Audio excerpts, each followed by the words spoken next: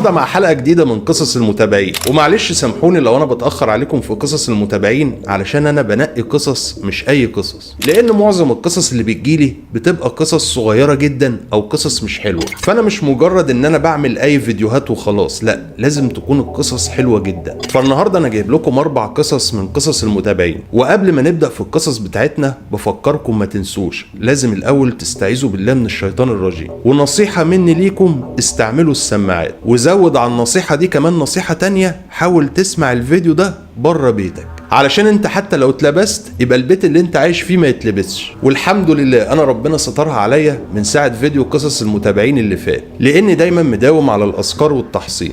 ويلا نبدا اول قصه من قصص المتابعين.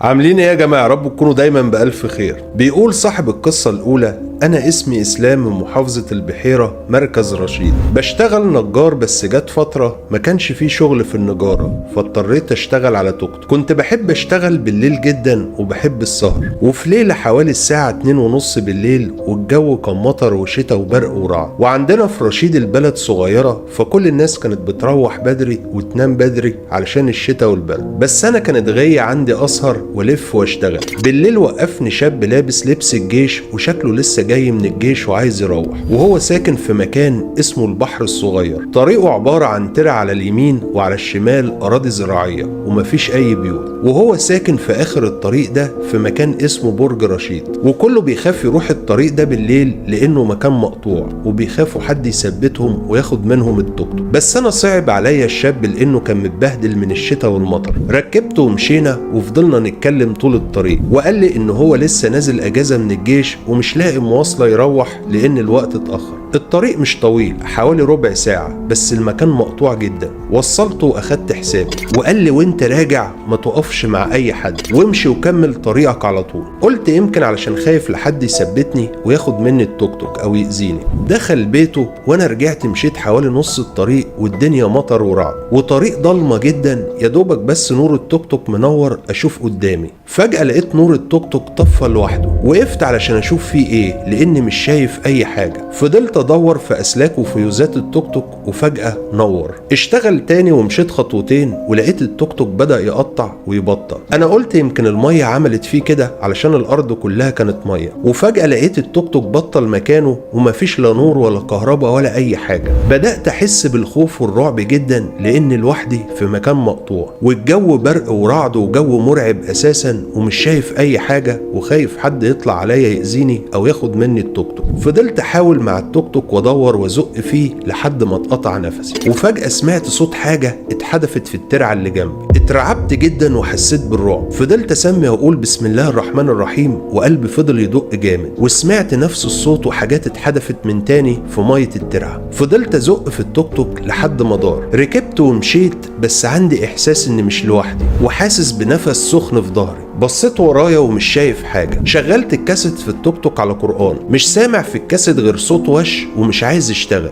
وفجأة الكاسيت فصل خالص وما اشتغلش ومش خارج منه أي صوت. وجيت عند مكان معين عند مطب وسمعت صوت، أقسم بالله العظيم صوت بشع بطريقة مرعبة جدا جدا، بيتكلم معايا في التوك توك كلام مش مفهوم. صوت تخين جدا، أقسم بالله العظيم صوت أول مرة أسمعه في حياتي. اترعبت جدا وبصيت ورايا ما لقيتش أي حد خالص، والصوت سكت لمجرد اني بصيت ورايا. انا من الرعب والخضه فضلت اجري على اخر سرعه في التوك توك، حتى عند اي مطب بجري وما بقفش. وكنت حاسس ان التوك توك هيتقلب بيا وانا بجري، حاسس ان في حد في الترعه بيجري جنبي، وصوت رجلين بتجري في الميه، وسامع صوت صرخات جاي من بعيد جدا في الاراضي الزراعيه. ونسيت اقول لك ان جنب الترعه دي في شريط قطر بيعدي عليه، بس بيعدي بالنهار بس، مفيش قطوره بتعدي بالليل. وفجاه سمعت صوت القطر جاي من بعيد، وسمعت صوت صرخه واحده ست حسيت زي ما يكون القطر خبطها او داس عليها. بقيت مستغرب ازاي ده حصل. انا عارف ان مفيش اي قطوره بتعدي بالليل في المكان ده، بس انا مش شايف اي قطر معدي، انا سامع صوته بس. وزي ما قلت لحضرتك الطريق مش بعيد، حوالي ربع ساعه، بس الربع ساعه دي عدوا عليا كانهم 4 ساعات من كتر الرعب اللي شفته في الليله دي. فضلت بجري على اخر سرعه، وحاسس ان انا مش بوصل، حاسس ان التوك توك زي ما يكون واقف بس انا اللي بجري، وحاسس ان الطريق طويل جدا جدا ومش بيخلص. حقيقي كانت اصعب ليله عدت عليا في حياتي. فضلت ماشي لحد ما وصلت لاخر الطريق اللي هو عند محطه القطر، وكان فاضل على قرآن الفجر حوالي ربع ساعه، وكان في قهوه قدام المحطه بس ما كانش قاعد عليها اي حد،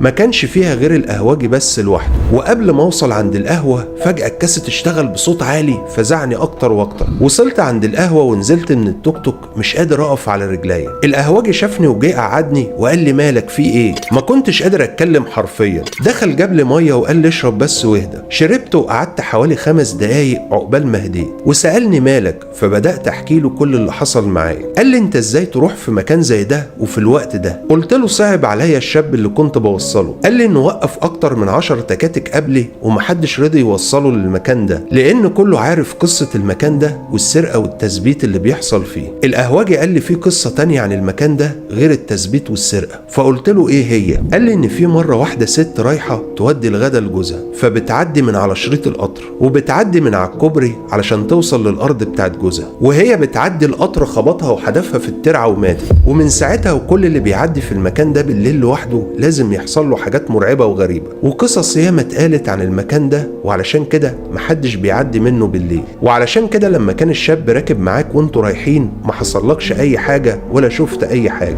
لكن وانت راجع لما بقيت لوحدك الجن استفرد بيك وانت لوحدك. اوعى يا ابني تروح المكان ده تاني بالليل لوحدك علشان ما تتأذيش. يمكن ربنا سترها معاك المره دي علشان انت ما تعرفش، وانا فعلا كنت ما اعرفش اللي حصل. ومن ساعتها وانا بقيت اخاف اروح المكان ده بالليل، وبقيت حتى اصلا بخاف اسهر بره، وبقى اخر الساعه 10 11 بالليل وبروح بيتي، وبقيت اشتغل الصبح بدري وبروح بدري من ساعه اللي حصل معايا. ونصيحه مني لاي حد، محدش يروح اي مكان مقطوع بالليل لوحده.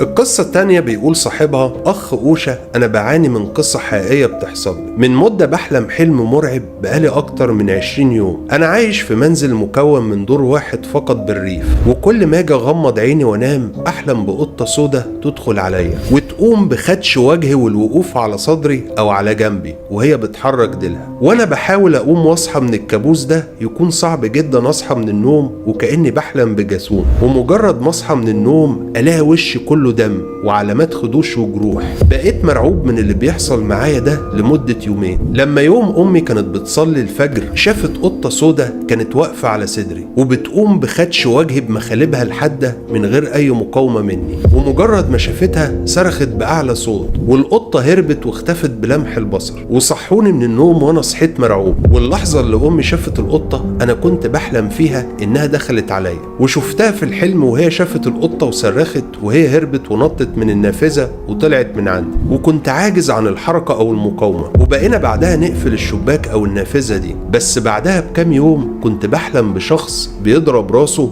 في جدار المنزل من الخارج اللي أنا ساكن فيه. كان بيضرب راسه في الجدار بكل قوته لدرجة إن كنت بسمعها في الحلم، وأقوم من سريري وأنا لسه في الحلم علشان أعرف مصدر الصوت، وأبص من الشباك، ومجرد ما أطلع راسي من الشباك أشوف الشخص ده بيضرب راسه في الجدار بكل قوة، ومن قوة ضرب راسه على الحائط كان بيتساقط بعض الحصى والأتربة من سقف وجدار المنزل. ولو طلعت راسي من الشباك علشان أشوفه ألاقيه بيضرب راسه شوية وبعدين يقف عن ضرب راسه ويبص ناحيتي، وأشوف صورة الشخص ده اللي بيضرب راسه على الحائط بكل القوة دي. شكله كأنه صورتي أنا بالظبط ونفس ملامحي، وكأن أنا الشخص ده نفسه اللي بيضرب راسه بالجدار. وفضلت أفكر إزاي أنا واقف مكاني وببص على الشخص ده من النافذة، وفي نفس الوقت أنا نفس الشخص ده اللي بيضرب راسه بالجدار. وبعد ما يقف عن ضرب راسه يلتفت ناحيتي بنظرة ابتسامة مرعبة وكأني أنا نفس الشخص ده، واتفزع وارجع على فرشتي وأنا مرعوب. ومجرد ما أصحى من النوم ألاقي راسي بتوجعني وكأني كنت بضرب راسي فعلا بالجدار، لدرجة إن كنت من شدة الألم اللي في راسي بحس راسي كأنها تتشق، واشوف علامات لكدمات براسي وعلامات لخدوش وجروح كأني كنت بضرب راسي بجد في حائط اسمنتي، واحيانا كان بيطلع منها دم. ولحد دلوقتي انا بعاني من الحالة دي بقالي اكتر من 20 يوم، ومش عارف ادوق طعم النوم زي الناس اللي بتنام في سلام. حاولت ان اقرا المعوذات وايات قرآنية لكن ولا حاجة بتنفع معايا. بقيت اعاني من وسواس وحالات نفسية من كتر الرعب، وبحاول افسر الحلم او الكابوس ده ومش لاقي له اي تفسير. ما دقتش طعم النوم ولا مرة من غير ما اعاني من الكابوس المرعب ده. بقيت اكره اوقات النوم واكره انام لوحدي، وبقيت انام مع اهلي. حتى اهلي بقوا مرعوبين من الموقف ده اللي بمر بيه. وفي يوم الوالدة فضلت تراقبني لحد الفجر، وشافتني ما بين الساعة 2:30 والساعة 3:30 قبل اذان التذكير للفجر بنص ساعة. شافتني وانا واقف على النافذة ومطلع منها راسي لبره ببص، ولما شافتني خافت وفضلت تناديني لكني ما كنتش برد عليها الا في المرة الثالثة او الرابعة. لما رديت عليها لقت نظرة عيني عليها مرعبة جدا لدرجة هي ما كانتش تتخيلها. قالت لي انا كنت ببص لها وعيوني شبه بيضة وحمرة، وكانت بتلمع زي عيون القطط في الضلمة. وفضلت ابص عليها لحبة ثواني وهي اتجمدت في مكانها ومش عارفة حتى تصرخ او تقرب مني. وفجأة المدة من النظر عليها رجعت انا على فرشتي وكملت نومي وكأن مفيش اي حاجة حصلت. والوالدة مش مستوعبة اللي حصل وفضلت واقفة وهي مصدومة. بس أول ما اتعوذت من الشيطان فجأة تنط قطة سودة كانت موجودة بنفس الشباك اللي كنت بطلع راسي منه، والقطة كانت موجودة من خارج الشباك على حرف النافذة الأسمنتي. ومجرد ما اتعوذت من الشيطان قالت إنها شافتها طلعت صوت مواقع عليها مبحوح ومرعب وهربت وكأنها مصدومة. ووالدتي راحت على الفرشة اللي أنا رجعت أنام عليها وشافت وشي كان بينزف دم من جروح وكدمات على وشي كأنها ضربات حجر، وحاولت إنها تصحيني بس خافت عليا وعلى روحها، وفضلت صاحية فوق راسي لحد الصبح. ولما صحينا حكيت لي القصة، وانا حكيت لها نفس المعاناة والحلم اللي بشوفه كل مرة. ولما كنا نخرج من البيت واشوف المكان اللي كنت بحلم ان انا بضرب راسي فيه بهيئة شخص تاني شبهي، كنت بشوف في المكان ده قطرات الدم والعلامات اللي بتدل على ضرب الحجر، واتأكدت ان بعاني من اعمال خبيثة. ولما رحت على طبيب نفسي ما شافش اي سبب للحالة دي وقال لي انت محتاج لك شيخ. ولما جبنا الشيخ عرفت ان الموضوع فيه اعمال خبث، او اني قمت بعمل اذيت فيه حد من الشياطين بس كان على هيئة حيوان. فلما الشيخ سألني انت اذيت اي حيوان فقلت له ايوه، امي عارفة ان معانا قطة سودا كل ما نرمي بواقي الاكل على السطح علشان الطيور تاكله، الطيور تتلم على الاكل ده وتيجي القطة السودا وتفترس الطيور دي، ونشوف كمية الريش اللي على السطح بسبب صيد القطة السودا ليهم، لدرجة اننا ما بقيناش نشوف اي طيور تاكل من بواقي الاكل اللي بنرميه ليها على السطح، وده كله بسبب صيد القطة السودا للطيور. وفي مرة انا شفت القطة السودا دي على سطح البيت كانت مستنية فريسة علشان تصطادها، وانا كنت متغاظ من القطة جدا. خدت عصاية المكنسة ورحت ضربتها بكل قوتي من الخلف، ومن قوة الضرب على القطة كانت بتتكعبل في مكانها، ما كانتش عارفة تجري او تهرب، واديتها الضربة التانية والتالتة، وبالعافية القطة فكت حالها وهربت مني ومن ضرباتي اللي كانت شايلة ليها كمية حقد وكراهية على القطة السودا الخبيثة دي اللي ملت سطح البيت بريش الطيور اللي قتلتها وافترستها. ومن بعد ضربي ليها بقيت احلم بالقطة دي تدخل غرفتي اللي بنام فيها من النافذة، ولا اقدر اصحى ولا اقدر اهرب منها وكأنها جاسون، ومجرد ما اصحى اشوف وشي مليان بالخدوش والجروح. ولما قفلنا الشباك او النافذة بقيت انا اللي بقوم من النوم بنفسي من غير ما احس، واروح للنافذة وافتحها بنفسي وابص على يميني واشوف نفسي بره البيت بضرب راسي في الجدار، والقطة السودا تهز ديلها وهي واقفة على جدار النافذة. بيقول ان الشيخ جاب لي بعد كده مية مقري عليها وقال لي على طريقة معينة علشان استخدمها، ووصاني ان اقرا المعوذات وانام على وضوء. وبالفعل بقيت اعمل كده، والوالدة واقفة جنب راسي من اول نومي لحد ما اصحى، واخواتي بيحرسوا البيت من بره، وكل واحد مسؤول عن مهمة، وبنحاول نطرد السودا الخبيثة دي بالقرآن. وكنت بالعافية اقدر انام علشان خايف اشوفها تاني، والحمد لله بقى في شوية تحسن بعد ما فضلت اقرا المعوذات وانام على وضوء. بس تفكيري كله كان في عالم غير العالم اللي حواليا، وان شاء الله يجي اليوم اللي اخلص فيه من المعاناة دي. القصة اللي بعد كده بيقول صاحبها: السلام عليكم يا أستاذ أوشا، أنا من قرية من قرى السودان ولاية الجزيرة، قرية صغيرة ممكن تكون كيلومتر مربع، وكل أهالي القرية دي أهل وقرايب، وكل القرية بتعرف بعض كويس ومتواصلين ومترابطين. في نص القرية دي في بيارة قديمة بتاعت مية اتهجرت واتقفلت من زمن بعيد يجي 30 سنة، حاليا هي متحوطة بالبيوت من كل الاتجاهات، والناس اللي ساكنة جنب البيارة دي بيقولوا إنهم بيشوفوا حاجات غريبة بتحصل بالليل وصرخات أطفال، بس الناس بتتعامل مع الموضوع كأنها حيوانات أليفة عايشة معاهم. بيقول لي واحد من الناس اللي ساكنين جنب البيارة دي إنهم مش بيكبروا الموضوع علشان مش عايزين الأطفال يطلعوا خوافين وعندهم خوف من الليل وكده، علشان كده لما بتحصل حاجة غريبة بيضحكوا عليها في شكل نكت وبيضحكوا. من أغرب الحاجات اللي حصلت كانت مع شاب وهو راجع لبيته على الساعة 10 مساء، وهو في الطريق جنب البيارة القديمة دي شاف طفل بيبكي بكاء شديد وكان لابس جلابية بيضة، فقام راح للولد اللي بيبكي وشال الولد من على الأرض على كتفه وشغل كشاف التليفون وعايز يولع الكشاف في وش الولد علشان يعرف هو ابن مين علشان يرجعه لأهله. فكان الولد كل ما يجي الكشاف على وشه يودي وشه في الاتجاه التاني ويبكي. فكان بيقول الشاب ده ما قدرتش اتبين وجه الطفل ده، وزي العادة كان أي حد لما يجي يسكت الطفل من البكاء يقول له بسم الله الرحمن الرحيم علشان يهدى وكده. فقال له بسم الله بسم الله، وفجأة الطفل اتحول لحجر ووقع على رجل الشاب ده وتسبب له في ألم شديد جدا، وفضل يصرخ لحد ما جه واحد من الجيران وخده لحد بيتهم. في اليوم التاني رجل الشاب ده ورمت ورم شديد جدا وتقريبا اتشلت من الحركة وكان بيتألم ألم شديد. جابوا له شيخ واخد معاه كام جلسة لحد ما بقى كويس، وقال له الشيخ ان ده كان جن مسلم. وفي حادثة تانية أكبر من دي بكتير اتسببت في وفاة 8 أشخاص على بعد 50 متر تقريبا من البيارة القديمة دي. كان في بيت فيه زواج، قبل يومين من الزواج كان الجيران والأهل متلمين علشان يجهزوا للزواج ده، اللي بيكنس واللي بيغسل الملابس وهكذا. وكان في اسطوانة غاز في المطبخ مسربة غاز، وكلموا أخو صاحب البيت إن الاسطوانة مسربة غاز علشان يتصرف ويوقف التسريب ده. فضل يحاول يوقف التسريب ده بس موقفش، وفضلت الاسطوانة مسربة. وكان جنب المطبخ ست بتعمل قهوة على نار الفحم ومعاها أطفالها الاتنين، وكان معاها واحدة تانية بتكنس وأخو صاحب البيت. فضلت الاسطوانة مسربة لحد ما الغاز وصل لنار الفحم وفجأة ولعت النار. تقريبا كل القرية شافت النار دي. النسوان فضلت تصرخ وفي خلال دقيقتين بس وقفت النار واتلمت الناس اللي عايزين يسعفوا المصابين. اتصاب في الحادثة دي أخو صاحب البيت والست اللي كانت بتكنس والست وأطفالها الاتنين، وكان معاهم 2 شباب نطوا في النار أثناء اشتعالها علشان ينقذوا حد لو قدروا، وكان معاهم 2 تانيين كانوا عايزين يشوفوا ايه اللي بيحصل بس من فوق سور الحوش، وكان معاهم طفل ماشي في الشارع بس عمره 12 سنة، وده معرفناش انه مصاب الا بعد ما جابوه اهله من البيت وقالوا ان النار كانت مولعة في راسه وهو جري لحد بيت اهله وراسه مولعة. و3 تانيين معرفناش هم اتصابوا ازاي،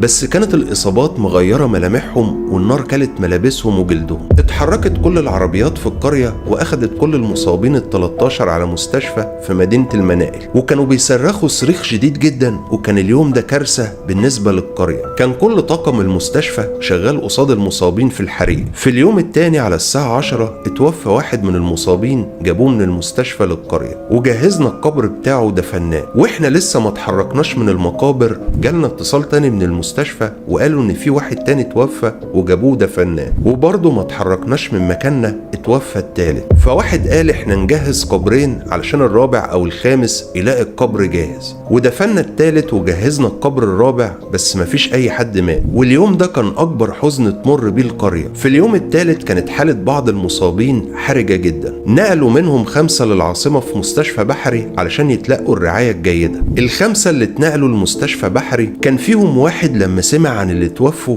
دخل في حالة هلع وصدمة وتوفى بعديها بساعة. اتعالج من ال5 دول 2 بس والبقية توفوا. المهم اللي اتعالجوا صحتهم بقت كويسة. بيحكوا عن الحريق ده وقالوا كانت النار بتصارع فيهم كأنها وحوش. في واحد منهم قال انه كان جنب الحائط بتاع الحوش وكأن في حد شاله ورماه في الحوش والنار هجمت عليه. القصة دي حقيقية 100%، وفي منشورات على الفيسبوك عن الحادثة دي، وحتى كمان جانا وفد من المحلية ومن الولاية، وفي منشورات على الفيسبوك عن حريق قرية الفخاخير. وفعلا انا لما عملت سيرش عن حريق قرية الفخاخير طلعت الحادثة حقيقية للأسف. وبيكمل ويقول صاحب القصة في قصة تانية برضو هحكيها لك عن البيارة دي. مرة ولد عمره تقريبا 7 سنين أو 8 كان بيلعب بحجارة بتاعت خرسانة لوحده في التكل، والتكل ده هو مكان زي المطبخ بس هو مخصص للنار بتاعت الحطب علشان الدخان بيكون كتير شديد. فقال الولد الصغير ده إن في إيد لونها أسود جت وأخدت الحجارة من الولد اللي كان بيلعب بيها، وفضلت الإيد دي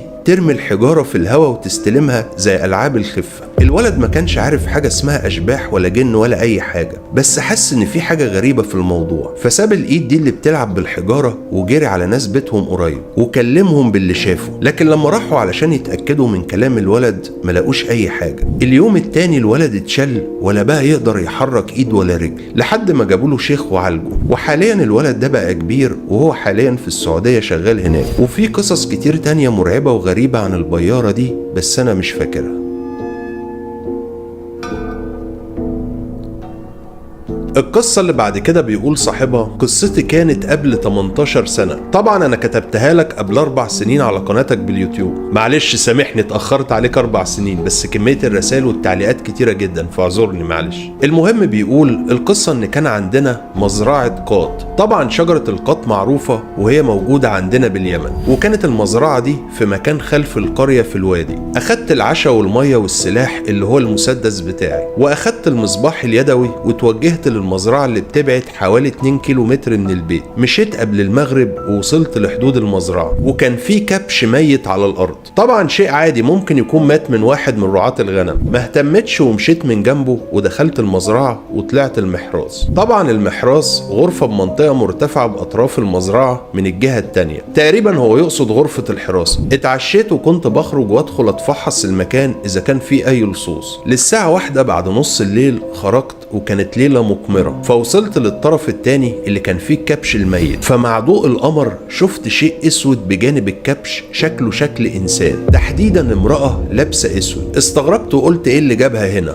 فقربت منها. طبعا الارض اللي انا ماشي عليها كانت محروتة، فما كنتش بطلع اي صوت لرجلي وانا ماشي. فمشيت وقربت منها، ولعت الكشاف اليدوي وقلت مين، فالتفتت ليا وشفت المنظر اللي اسأل الله بعزته ما يشوفه اي حد غيري. شفت وجه ابيض شاحب، وعلى الفم دم من دم الكبش الميت اللي كانت بتاكل منه، وكانت عيونها سودة بالكامل. هي اتفاجئت مني ووقفت على رجليها، وشفت قوام جسمها اللي كأنه من جهنم. شفت رجليها منحنية للخلف زي رجول الحمار الخلفية. كل ده كان في ربع دقيقة. فصرخت بصوت عالي أعوذ بالحي القيوم، وسمعت منها أوسخ وألعن وأقبح صوت سمعته في حياتي. ونطت على الشجرة نطة تتعدى ال5 أمتار، واتسلقت الشجرة بلمح البصر، ونطت من الشجرة للجبل بسرعة رهيبة وانا متخشب بمكاني. تخيل كنت عايز ارجع بس ما قدرتش امشي من تقل رجلي، وكأن في مغناطيس ماسك رجلي في الارض. رجعت للغرفة في وقت حوالي 10 دقايق، مع اني كنت قاطع المسافة دي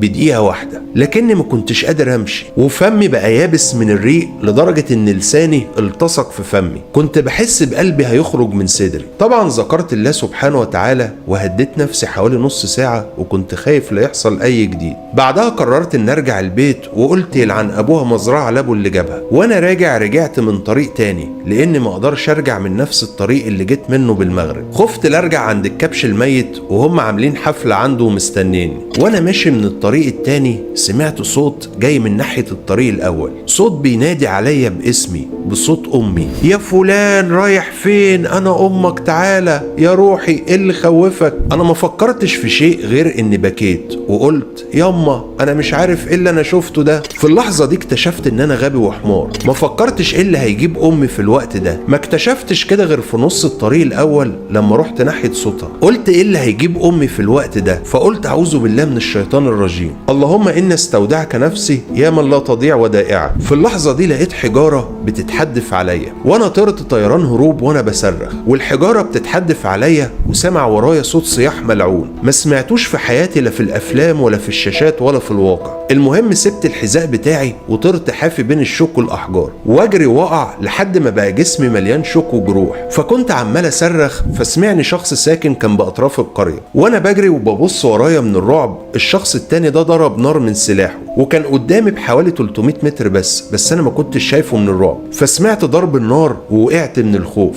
ما كنتش في البدايه اعرف ان في شخص سمعني اصلا. صوت الرصاص خوفني، بس انا ما كنتش فاكر انه رصاص، افتكرتها بنت الكلب او وابن الكلب اللي معرفش جنسه ايه. فلما خدت بالي بعدين من الشخص ده اللي بيضرب نار، صرخت عليه وقلت له الله لا يعطيك العافيه، ليه بتضرب نار؟ انا هلاقيها منك ولا من الشيء ده؟ المهم وصلت لعنده وهو لقاني في نص المسافه. قلت له اهرب بس على البيت واشرح لك. مشينا لحد البيت وشربت ميه وحكيت له كل حاجه. وبعدها بقالي 4 سنين وانا بتعالج من دكتور لدكتور، حتى المشايخ وحتى كل الوصفات خدتها. 4 سنين وانا بحلم بيها كل ليله، وفي اوقات كنت اقوم من النوم واحس انها كانت جنبي. وبس هو ده كل اللي هتعملوه لو عجبتكم القصص دي او عجبكم الفيديو ده، ان انتوا تعملوا ليه لايك وشير من كل اكونتاتكم على مواقع التواصل الاجتماعي. وان شاء الله لو بعت لي قصص متابعين حلوه وجامده اجيبها لكم في الفيديو الجاي على طول. فلو مش عايزين نتاخر عليكم في قصص المتابعين، يا ريت تبعتوا لي القصص بتاعتكم اول باول. وان شاء الله لحد ما نتقابل في الحلقه الجايه مع قصص جديده، اقول لكم تصبحوا على خير ومع الف سلامه.